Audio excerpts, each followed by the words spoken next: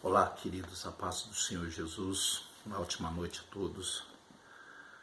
Hoje nós vamos falar sobre Esdras, o 15º livro e o 15º dia da nossa linha de pensamento sobre o avivamento. Hoje nós falaremos, baseado nesse texto bíblico, sobre o tema Reforma e Restauração, o caminho para o avivamento.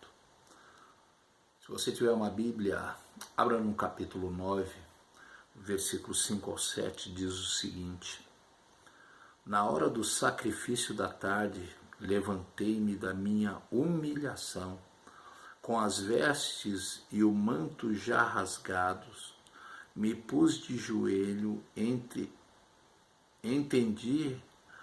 as mãos para o Senhor meu Deus e disse: Meu Deus, estou confuso e envergonhado para levantar a ti a minha face. Meu Deus, por que as nossas iniquidades se multiplicaram sobre as nossas cabeças e a nossa culpa cresceu até os céus? Desde os dias de nossos pais até hoje, andamos em grande culpa e por causa das nossas iniquidades fomos entregues, os nossos reis, os nossos sacerdotes, na mão dos reis de outras terras e sujeitos à espada, ao cativeiro, ao roubo e à ignomínia, como hoje se vê. Agora, por breve momento, se nos manifestou a graça da parte do Senhor nosso Deus, para nos deixar alguns que escapem e para dar-nos estabilidade no seu santo lugar, para nos alumiar os olhos, ó Deus nosso, e para nos dar um pouco de vida na nossa servidão. Esse é um texto muito rico. Aliás, o livro de Esdras é um dos livros mais ricos e preferidos pelo povo de judeus, porque lembra da libertação de um cativeiro, de um jugo pela ação do próprio Deus. Eles foram levados cativo pela Babilônia e lá permaneceram por 70 anos. Deus deu vitória aos persas sobre os babilônicos. E estes foram responsáveis em liberar o povo a retornar para Jerusalém, para reconstruir.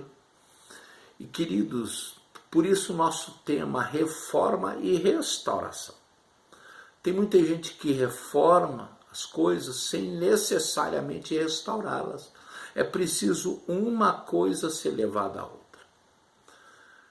A história de Israel é uma das histórias mais incríveis de toda a humanidade. Deus escolhe um homem e a partir da descendência desse homem manifesta todo o seu poder, o seu favor, o seu amor, fazendo da sua descendência uma grande nação.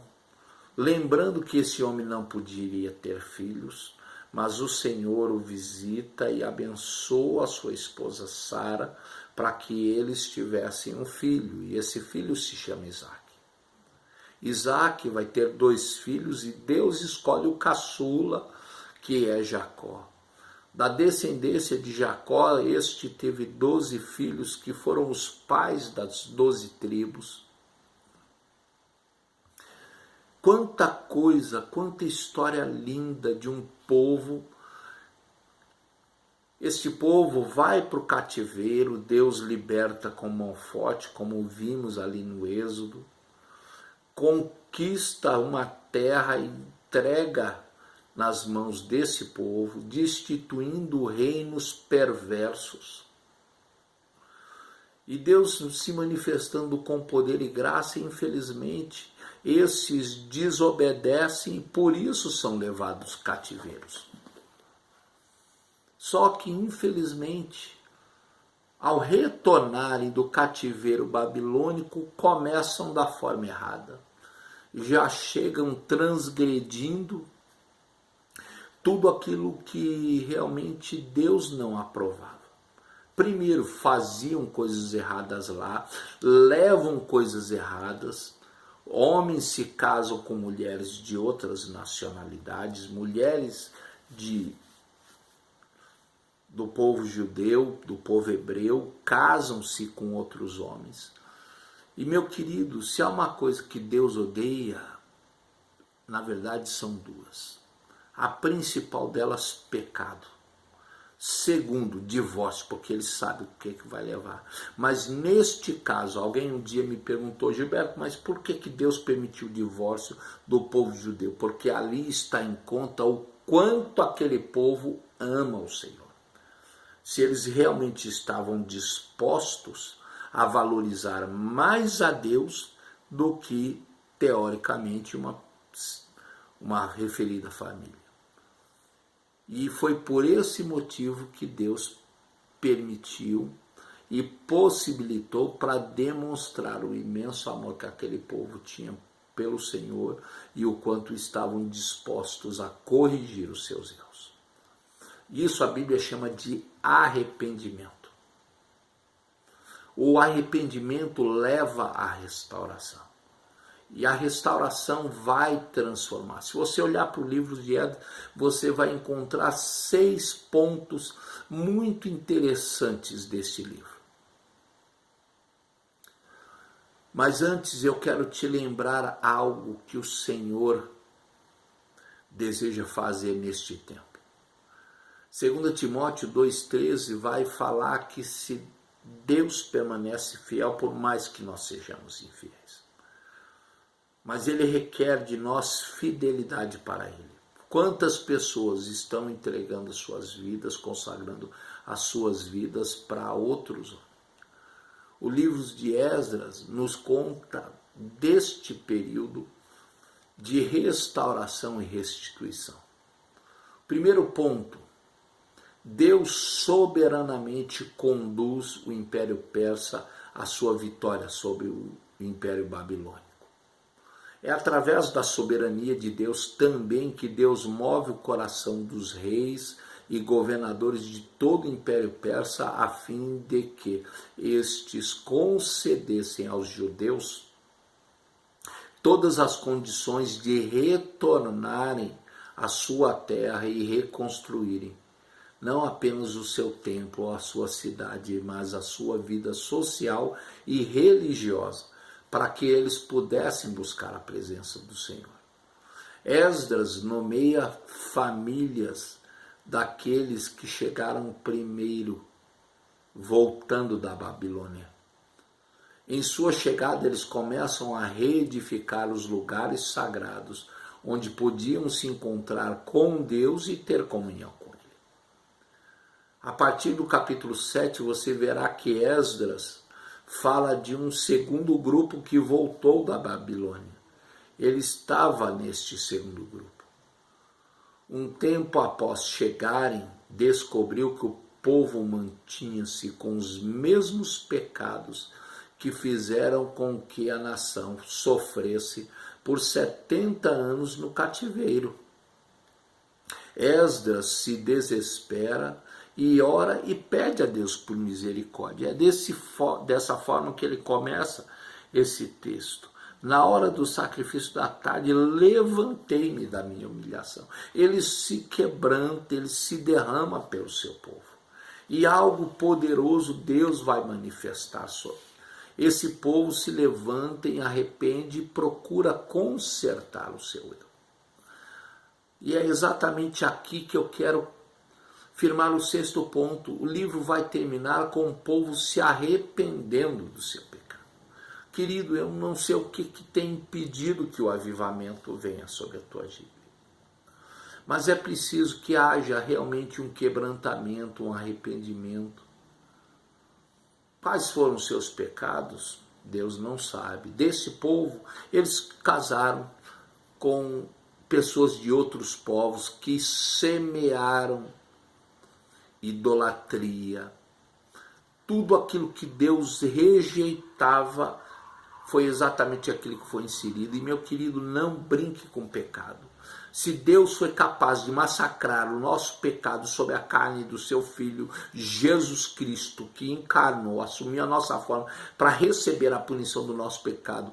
Ah, meu querido, o dia que Deus olhar para você e os seus pecados estiverem lá e não forem purificados à luz do Evangelho de Jesus Cristo, não for purificado pelo sangue do Cordeiro vertido na cruz do Calvário por você, meu querido, o juízo de Deus virá sobre você. Para que haja esse período é preciso que você se volte para o Senhor.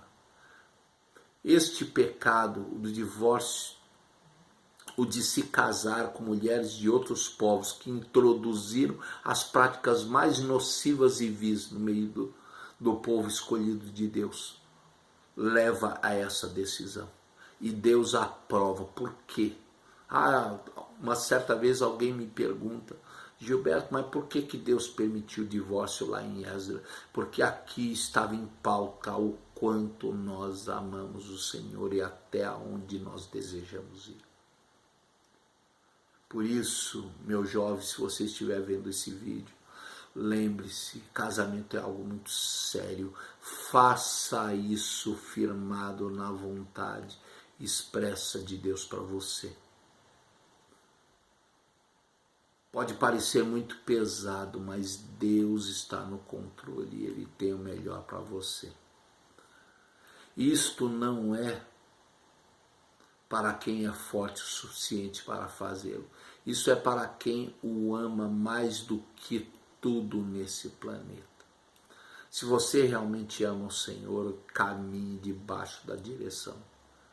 Assim como aquele povo tomou essa decisão e fez essa escolha, eles se arrependeram e voltaram. Lembre-se do texto lá de Gênesis 4, versículo 7. Deus falando com aquele que intencionava no seu coração matar o seu irmão. Estamos falando de Caim matar Abel. O Senhor alerta ele: o pecado jaz à porta. Não brinque com o pecado. Você precisa dominá-lo. Fuja do pecado, busque uma vida de santidade. Se você não fizer isso, você nunca verá o Senhor. A palavra de Deus em Hebreus 12, 14 diz: sem santificação ninguém verá ao Senhor. E eu quero concluir aqui com uma afirmação, querido. A história de Israel é um lembrete deste perigo. E o livro de Esdras, um consolo para aqueles que lutam contra o pecado.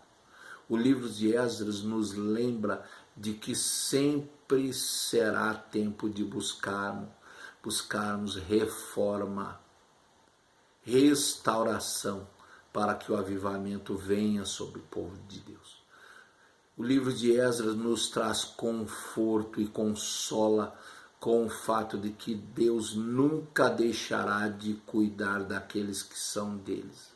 Por mais que o nosso pecado venha querer se aproximar, volte-se para o Senhor.